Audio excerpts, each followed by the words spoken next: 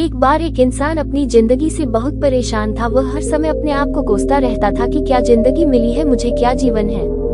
हर परेशानी मेरे साथ ही है, हर दुख मुझे ही आकर घरता है, हर झंझट मेरे ही सर पड़ती है। एक दिन इसी तरह अपने आप को बैठा हुआ कोस रहा था कि क्या नसीब है मेरा, क्या किस्मत है मेरी, क्या जिंदगी है मेरी कि तभी अचानक एक बाज अपने शिकार को पंजों में दबाए हुए एक पेड़ पर आकर बैठ जाता है और वहीं पर अपने उस शिकार को खाने लग जाता है। ये परेशान आदमी जब उस बाज को देखता है तो कहने लगता है कि क्या जिंदगी है इसकी, क्या जीवन जी रहा है, मजे का ना इसे खाने की चिंता, ना पीने की, ना पहनने की और ना ही परिवार की शिकार करता है और मस्त खुली हवाओं में कभी इधर घूमता है कभी उधर घूमता है, सारे दिन आसमान में उड़ता रहता है। असल जिंदगी तो यही है, जीवन तो ये जी रहा है। और फिर वह आसमान की तरफ देखकर जोर जोर से चिल्लाता है कि काश मैं भी एक बाज होता तो मुझे भी कोई दुख ना होता, मुझे भी कोई परेशानी ना होती। काश मैं भी एक बाज होता। जब वह 2 से 3 बार जोर जोर से चिल्लाता है कि काश मैं भी एक बाज होता तो मुझे भी कोई दुख ना होता, मुझे भी कोई परेशानी ना होती, तो अचानक आसमान में बिजली कड़कने लग जाती है और आसमान से आवाज आती है कि हे इंसान, क्या ये हमने सच सुना कि तू हमारी दी हुई जिंदगी से परेशान है और तू एक बाज बनना चाहता है। तो इस आकाशवाणी को सुनकर यह इंसान हैरान रह जाता है और आसमान की तरफ देखकर कहता है कि हाँ, मैं सच में अपनी इस जिंदगी से बहुत परेशान हूँ, क्योंकि हर परेशानी मेरे साथ ही है, हर दुख मुझे ही है, हर तकलीफ मेरे ही साथ है।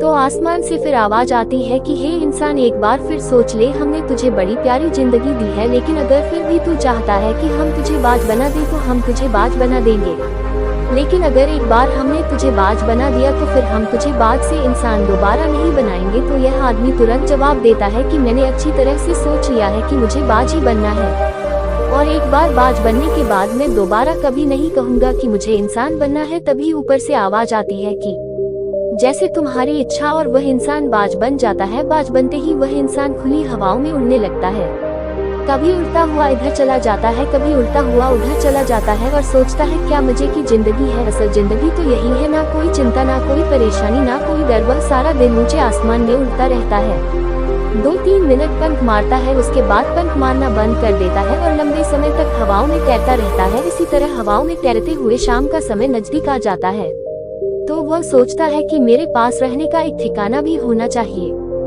मेरा अपना एक घर होना चाहिए जहां मैं रात में आराम कर सकूं। तो ये सोचकर वह छोटी छोटी लकड़ियां इकट्ठा करने लग जाता है और एक ऊंचे पेड़ पर अपना घोंसला बनाने लग जाता है।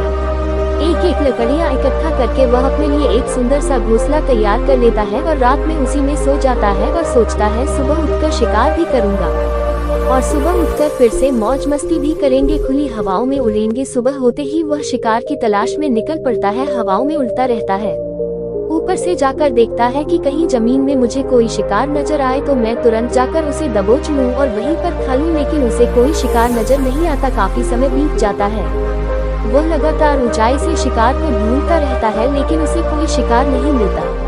फिर पास एक जंगल होता है, यह उस जंगल में चला जाता है ये सोचकर कि शायद वहाँ कोई अच्छा सा शिकार मेरे हाथ आ जाए। ये जंगल के ऊपर उड़कर शिकार को ढूंढता रहता है, जंगल के अंदर जाकर भी शिकार को ढूंढता है लेकिन इसे वहाँ भी कोई शिकार नहीं मिलता। शाम का समय नजदीक आ जाता है तो मायूस होकर वापस अपने घोंसले की तरफ लौट रहा होता है कि रास्ते पर थककर एक पेड़ के ऊपर बैठ जाता है। जब यह उस पेड़ के ऊपर बैठा होता है तो उसकी नजर एक बीमार चिड़िया पर पड़ती है जो कि अवस्था में होती है। ये तुरंत जाकर उसे दबोच लेता है, उसके पंख निकालकर अलग कर देता है और उसे खा जाता है।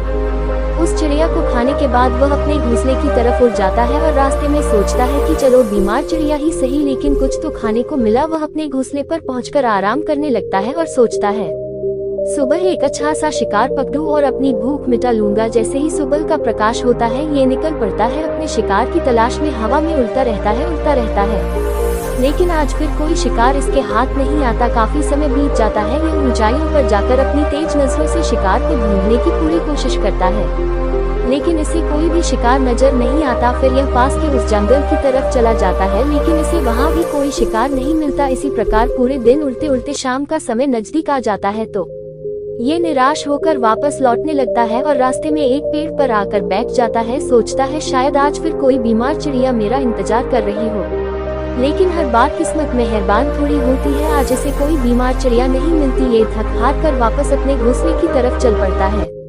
और घोंसले पर पहुंचकर भूखा प्यासा ही सो जाता है और सोचता है कल सुबह एक बड़ा सा शिकार पका और आज की भूख भी मिटा लूंगा।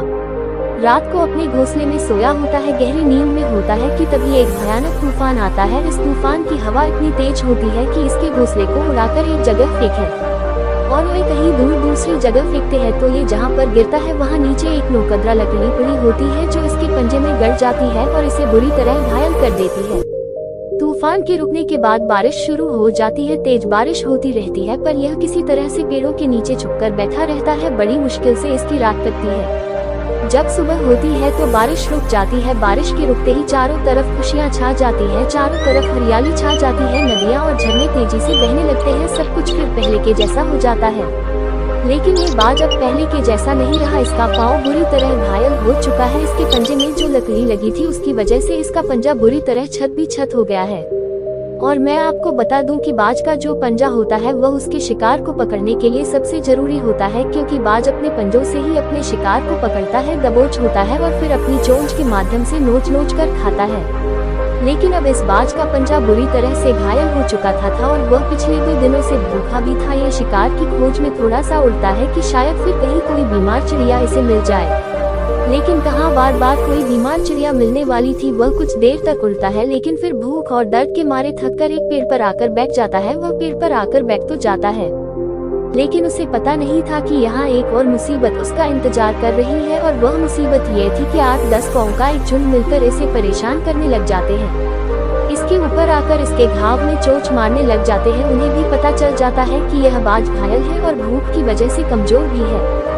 ये बाज उनसे बचने के लिए थोड़ा सा उड़ता है और फिर जाकर बैठ जाता है। उनसे पीछा छुड़ाने का प्रयास करता है लेकिन वह फिर इसके पीछे आ जाते हैं तो ये फिर उड़कर थोड़ी दूर चला जाता है। लेकिन वह इसका पीछा नहीं छोड़ते और बार इसके पास आकर इसे परेशान करते हैं। कौवे अक्सर बाज के साथ ऐसा करते हैं लेकिन फिर बाज भी उनके साथ एक खेल खेलता है। जब कौओं का झुंड बाज को परेशान करता है और उनका पीछा नहीं छोड़ता तो बाज हवा में सीधी उड़ान भरने लग जाता है। वह तेजी से सीधा ऊपर की ओर उड़ने लग जाता है। कौवे भी उसके पीछे उड़ते हैं लेकिन कुछ देर तक उड़ने के बाद कौवे ऐसी ऊंचाई पर पहुंच जाते हैं जहां पर उन्हें ठीक से ऑक्सीजन मिलनी बंद हो जाती है। उनका दम घुटने लग जाता है, उनकी सांस रुकने लग जाती है।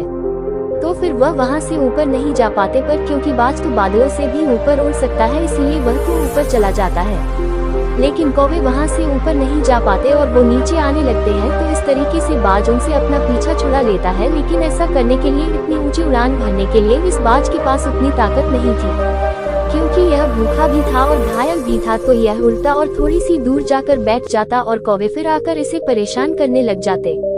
इसी तरह भूख और घायल हालत में एक दिन गुजर जाता है, दूसरा दिन गुजर जाता है, तीसरा दिन गुजर जाता है। लेकिन इस बाज की हालत में कोई सुधार नहीं हो रहा था। वह बद से बदतर होती जा रही थी। चौथे दिन जब ये बिल्कुल खत्म होने पर आ जाता है, इसके अंदर बिल्कुल ताकत नहीं बचती और इसका शरीर इसका साथ छोड़ने लगता है। तो ये किसी तरीके से उठकर पास ही इंसानों की एक हॉस्पिटल होती है, उसकी छत पर आकर बैठ जाता है और वहां से आने जाने वाले मरीजों को देखता है और अपने आप से कहता है कि काश आज मैं एक इंसान होता तो ऐसे छोटे मोटे जख्मों का हॉस्पिटल से इलाज करवा लेता या किसी को बता देता कि मैं भूखा हूँ, परेशान हूँ, मेरे साथ ही परेशानी है। लेकिन आज मैं एक ऐसा बेजुबान परिंदा हूँ जो किसी से कुछ नहीं कह सकता, किसी को अपना दुख नहीं बता सकता, किसी से कोई मदद नहीं मांग सकता। यही बात सोचकर वह उसी छत पे अपना दम तोड़ देता है। वह अपनी जान की कुर्बानी तो दे जाता है लेकिन साथ ही साथ हमें ये सीख भी दे जाता है कि आपको जैसा बनाया गया है, आप जैसे भी हो उसी में खुश रहो और उसी में बेहतर करने की कोशिश करते रहो, ना कि इस बात से परेशान रहो कि काश में ऐसा होता, काश में वैसा होता, काश में ये बन जाऊं। आपको जैसा भी बनाया गया है आप उसी में अपना सर्वश्रेष्ठ करने का प्रयास करते रहो। दोस्तों, ये कहानी तो काल्पनिक है लेकिन हमें जीवन का एक बहुत ही महत्वपूर्ण नियम सिखा कर जाती है कि हम जैसे भी हैं अच्छे हैं, बस हमें उसी में अपना सर्वश्रेष्ठ करने का प्रयास करते रहना चाहिए। धन्यवाद।